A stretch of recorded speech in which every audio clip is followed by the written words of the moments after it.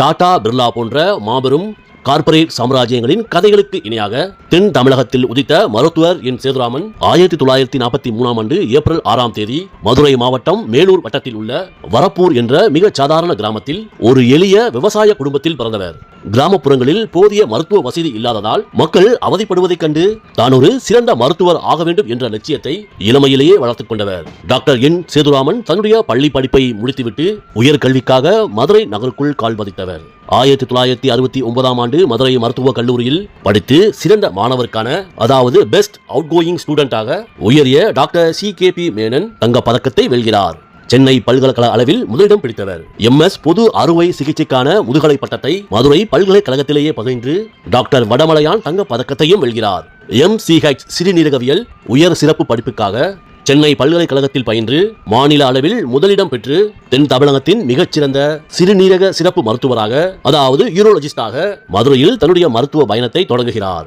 மதுரையில் மருத்துவர் சேதுராமன் தன்னுடைய வாழ்க்கை துணையாக டாக்டர் ராஜம் சேதுராமன் அவர்களை தேர்ந்தெடுக்கிறார். பெண் கல்வி அரிதாக இருந்த அந்த காலத்திலேயே மருத்துவ பட்டம் பெற்ற ராஜம் அவர்கள் சேதுராமனுடன் இணைந்து மருத்துவமனை உருவாக்கத்தில் மிக முக்கிய பங்காற்றியவர்.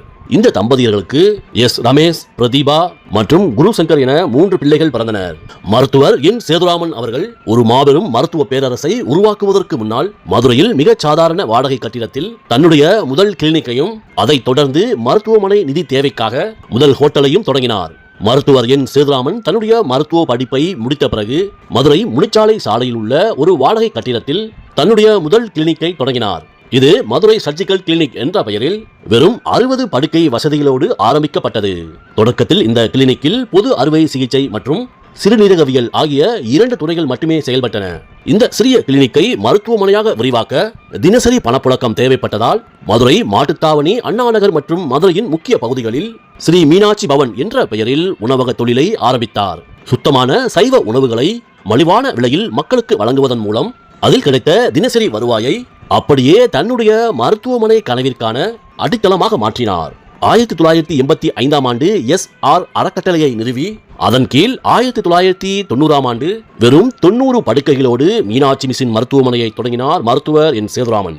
மக்கள் பணத்தையோ சர்வதேச அமைப்புகளின் நன்கொடைகளையோ பெற்று ஏழைகளுக்கு இலவச சிகிச்சை வழங்கவும், அரசின் வரி விலக்கு சலுகைகளை பெறவும் இதை சொந்த சொத்தாக வைக்காமல் அறக்கட்டளையாக மாற்றினார். ஏழை பெண்களின் பொருளாதார சுதந்திரத்திற்காக தன்னுடைய மனைவி டாக்டர் ராஜம் சேதுராமனை தலைவராக கொண்டு மகாசேமம் மகளிர் சுய உதவி குழுவை தொடங்கி 2.5 லட்சத்திற்கும் அதிகமான பெண்களின் வாழ்வில் விளக்கேற்றியவர் டாக்டர் ராஜம் சேதுராமன். 1998ஆம் ஆண்டு முக்குளத்தோர் சமூக மக்களின் உரிமைக்காக அகில இந்திய மூவேந்தர் முன்னணி கழகம் என்ற அரசியல் கட்சியை தொடங்கியவர் மருத்துவர் என் சேதுராமன். அதே ஆண்டு மருத்துவ பணிக்காக இந்திய குடியரசுத் தலைவரிடமிருந்து நாட்டின் மிக உயரிய டாக்டர் BC ராய் தேசிய விருது இவருக்கு வழங்கப்பட்டது. டாக்டர் சேதுராமன் தீவிர அரசியலில் ஈடுபட்டதாலும் உள்ளூர் அரசியல் இடைத்தரகர்களின் தலையிட்டாலும் 2005 காலகட்டத்தில் மருத்துவமனை கடும் நஷ்டத்தை சந்தித்தது. லாப வரம்புகள் குறைந்து திவால் நிலைக்கு சென்றது.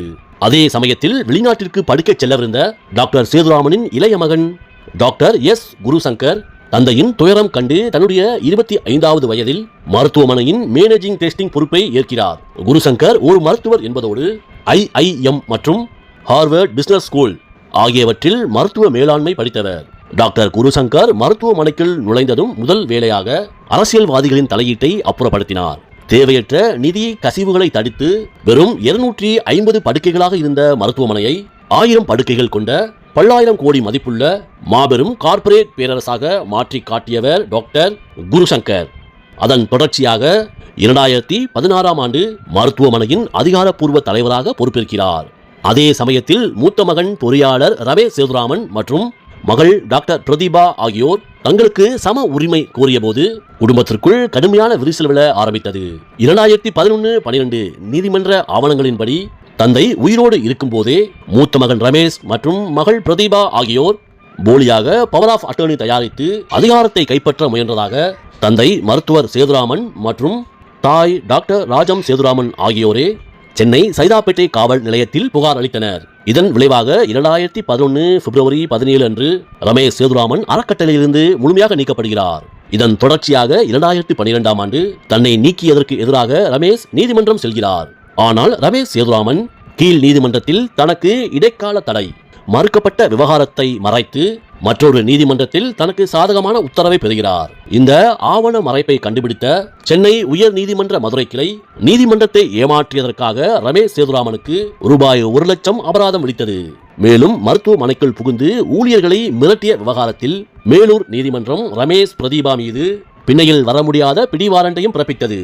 அதன் பின்னர் சில ஆண்டுகளில் தாய் டாக்டர் ராஜம் சேதுராமன் 2021 ஜூன் 20 அன்று காலமானார். ஆனால் வாரிசு போர் தற்போது 2026 ஆகஸ்ட் மாதத்தில் அதன் உச்சகட்டத்தை எட்டியுள்ளது.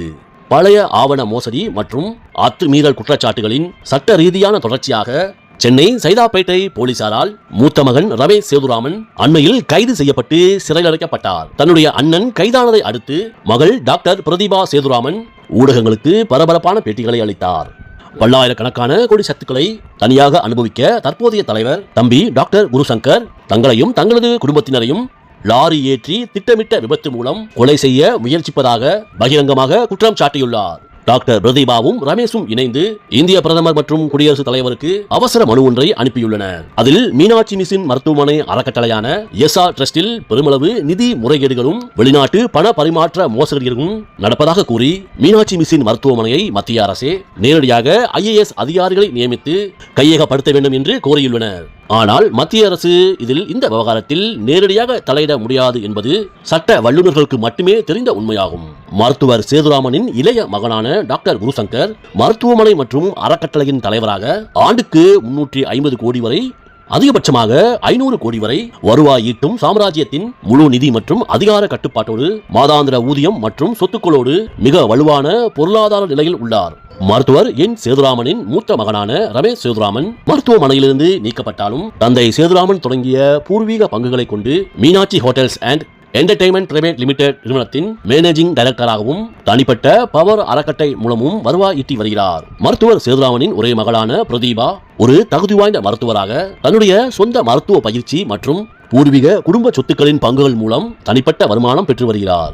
இந்த மாபெரும் சாம்ராஜ்யத்தை ஒற்றையாளாக உருவாக்கிய மருத்துவர் என் சேதுராமன் அவர்கள் தற்போது 83 வயதை கடந்து வயது முதிர்வு மற்றும் உடல்நல குறைவு காரணமாக மதுரையில் உள்ள தன்னுடைய இல்லத்தில் முழு ஓய்வில் இருந்து வருகிறார். மருத்துவர் என் சேதுராமன் உருவாக்கிய பொது அறக்கட்டளை விதிகளின்படியும் ஏற்கனவே எழுதி வைத்த ஆவணங்களின்படியும் சொத்துக்களை சமமாக பிரிக்க முடியாது என்பதால் பிள்ளைகள் தங்களுக்குள் சண்டையிட்டுக் கொள்ளும் இந்த மாபெரும் வாரிசு போரை எந்த ஒரு முடிவும் எடுக்க முடியாத சூழலில் தன்னுடைய மதுரை இல்லத்தில் இருந்தபடி ஒரு மௌன சாட்சியாக வேதனையோடு கவனித்து வருகிறார்.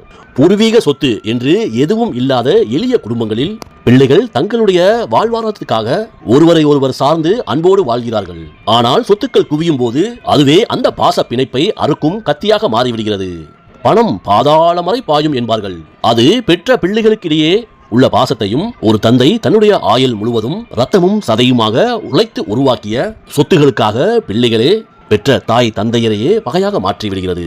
மேலும் பல குடும்பங்களில் வயோதிக தாய் தந்தையரை சொத்திற்காக சொல்ல முடியாத துன்பத்திற்கு ஆளாக்குகின்றனர். தீதும் நன்றும் பிறதர வாரா என்பதை மனதில் நிறுத்திக் கொண்டு மனசாட்சியோடு நடந்து கொள்ள வேண்டும். எதை விதைக்கிறோமோ அதுதான் விளையும். நன்றி, வணக்கம்.